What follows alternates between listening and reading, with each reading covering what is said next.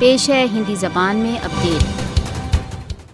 संसार international day of remembrance and tribute to victims of terrorism मना रहा है, परंतु भारतीय राज्य आतंकवाद ने कश्मीरियों पर आतंक ढाया हुआ है। कश्मीरी गत 7 दशकों से अधिक समय से भारतीय राज्य आतंकवाद का शिकार हैं। भारत सरकार ने 5 अगस्त 2019 को कश्मीर के विशेष स्टेटस के बहिष्कार के पश्चात घाटी में अपने आतंक में वृद्धि कर दी है। भारत आतंकवाद को कश्मीरियों को भयभीत करने के एक षड्यंत्र के रूप में प्रयोग करता है।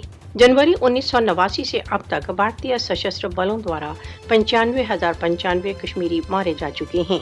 भारतीय राज्य आतंकवाद के कारण सन 1989 से अब तक 22,947 महिलाएं विधवा तथा 1,07,866 बालक अनाथ हो चुके हैं। भारत द्वारा अवैध रूप से अधिकृत जम्मू कश्मीर में 1989 से अब तक भारतीय सशस्त्र बलों द्वारा 11,255 महिलाओं के साथ बलात्कार तथा 11,487 स्ट्रक्चर ढाए जा चुके हैं।